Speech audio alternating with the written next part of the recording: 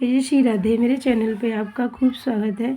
आज की वीडियो में फ्रेंड्स मैं आपके साथ शेयर करूंगी कि हमें हर रोज़ अपने घर में किस तरह से हवन करना चाहिए और हवन करना क्यों इतना ज़रूरी होता है नवरात्रों में, या फिर अगर हर रोज़ कर रहे हैं तो हमें हवन बहुत ज़्यादा ज़रूरी बताया गया है। क्योंकि किसी भी मनोकामना को पूरी करने के लिए और भगवान तक अपनी प्रार्थना पहुंचाने के लिए हमें अग्नि की ज़रूरत होती है। क्योंकि अग्नि जो मुख जो होता है वो सीधा देवी देवता के पास पहुंचने का रास्ता होता है। तो फ्रेंड्स, अपने घर में आप बहुत ही आसान तरीके से जो है अगियारी जिसे हवन कहते हैं, और नवरात्रि के दिनों में अगर आप हर रोज़ हवन कर रहे हैं तो छोटा सा हवन अगर आप कर रहे हैं तो इससे भी आपके घर में शुद्धता होती है, और जो भी कीटाणु होते हैं जो हमें वातावरण में दिखाई नहीं देते उससे भी हमें जो है छुटकारा, और घर में एक सकारात्मक ऊर्जा होती है। और अगियारी हमें सुबह ही करना होता है, क्योंकि सुबह का समय जो होता है वो पूजा प्रार्थना के लिए विशेष टाइम बताया गया है। अगर आपके पास सुबह का टाइम ना हो तो ये आप गोधूलिया वेला में कर सकते हैं। लेकिन जब हम शाम को हवन करते हैं तो वो लक्ष्मी माता के लिए होता है। लेकिन जो नवरात्रि के और दिनों में अगर आप हर रोज़ कर रहे हैं तो आपको सुबह सवेरे ही करना है। आपको एक मिट्टी का बर्तन या फिर कोई भी धातु का बर्तन ले लें और सबसे पहले उसे शुद्ध कर लें, चंदन तिलक लगा लें, और जो गाय के उपले होते हैं वो बाज़ारों में आसान तरीके से मिल जाते हैं, उसे ले लें, या फिर आम की लकड़ी पे आप जो है इस तरह से भी रोज़ हवन कर सकते हैं। तो गाय के जो उपला होता है वो सबसे शुद्ध बताया गया है।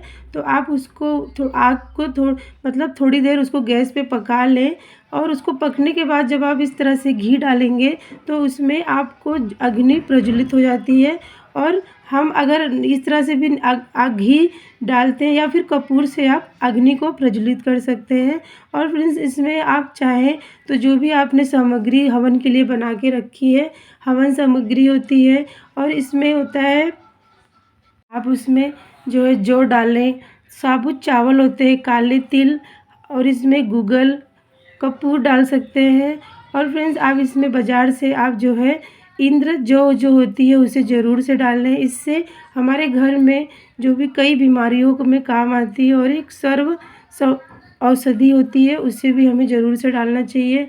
आप इसमें लौंग, इलायची और ड्राई फ्रूट जो भी होते सब मिला के आपको जो है इसमें शहद घी से आपको अच्छे से मिला के रख लेना। और हर रोज़ अपनी जो नवरात्रि की पूजा होती है, अगर आप अपने घर में इस तरह से हवन करते हैं तो आपके घर से कई तरह की बीमारियां ख़त्म होती हैं। आपके घर के जो वातावरण है उसमें शुद्धि होती है।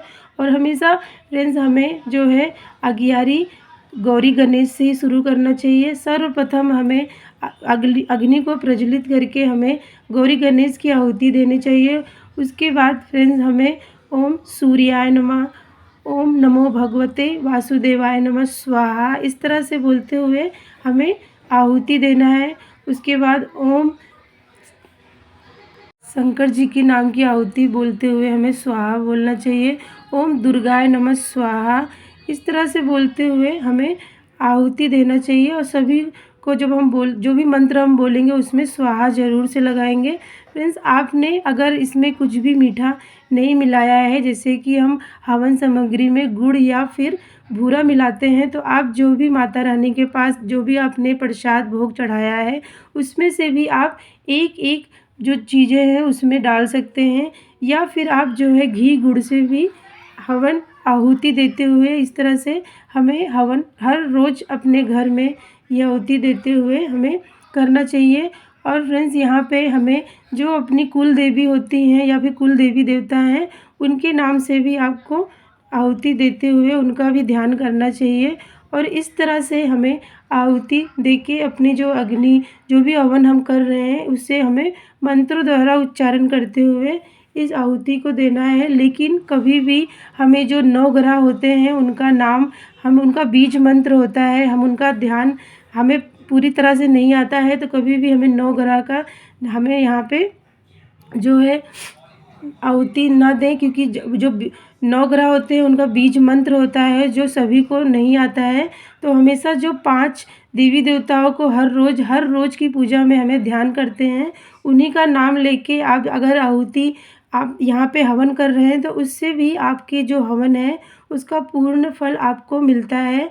और पितरों की जो पितरों का हवन होता है वो विशेष दिनों में, जैसे अमावस्या या फिर पूर्णिमा के दिन होता है, वो हर रोज़ जो नवरात्रे और जो भी विशेष पूजा होती है उनका यहाँ पे हवन नहीं किया जाता है। पितरों का अलग से बताया गया है कि हमें उनका किस तरह से उनके नाम की आहुति देते हैं, और महिलाएं इस जो हवन होता है पितरों का वो नहीं करती हैं।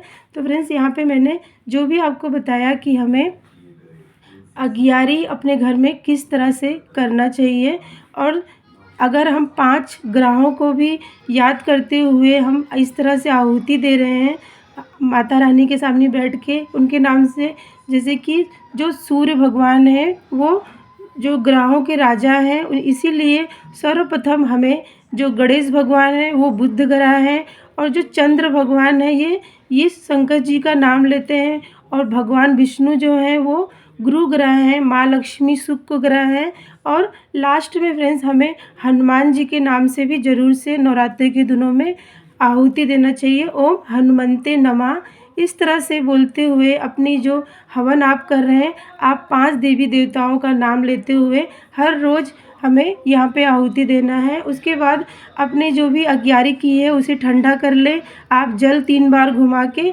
और थोड़े से वहाँ पे हमें आरती ज़रूर से गाना है। जो अगियारी किया है वहाँ पे हमें जल घुमाते हुए और मतलब आरती करते हुए अपने हवन को हर रोज़ इस तरह से हमें पूर्ण करना चाहिए। और अपने मन को अगर हम इस तरह से शुद्धि करके हर रोज़ अपने माता रानी दुर्गा माता की पूजा के उनके मंदिर के उनके चौकी के सामने हम बैठ के इस तरह से हवन करते हैं तो हमारे घर में एक शुद्धता आती है, और जो भी नकारात्मक चीज़ें होती हैं वो घर से बिल्कुल बाहर निकल जाती है, क्योंकि इसमें हमने सभी कुछ जो है हवन सामग्री में हमने ऐसी चीज़ें मिलाई हैं जो हमारे घर को शुद्ध करते हैं, और जो हवाओं में कीटाणु विषाणु होते हैं वो बिल्कुल भी घर से निकल जाते हैं। तो फ्रेंड्स, यहाँ पे अगर आप हर रोज़ अगियारी करते हैं तो इससे भी आपके घर की शुद्धता होती है। अगर आप अगियारी नहीं करते तो सुबह शाम आप लौंग कपूर की आरती अपने घर में ज़रूर से घुमाएं, और उसका जो धुआं होता है घर के हर कोने में अगर आप दिखा रहे हैं तो इससे भी आपके घर की जो है नकारात्मक ऊर्जा ख़त्म होती है और आपके घर में एक शुद्धता होती है। माँ दुर्गा के मंत्रों का आप यहाँ पे उच्चारण करते हुए अगर आप जो है हवन कर रहे हैं तभी भी आपके घर में एक सकारात्मक ऊर्जा होती है। तो फ्रेंड्स, यहाँ पे मैंने आपको बताया कि नवरात्रों के दिनों में या फिर और दिनों में अगर आप हवन आसान तरीके से इस तरह से कर सकते हैं। तो मिलती हूँ मैं आपको अगली वीडियो में, तब तक के लिए जय जय श्री राधे।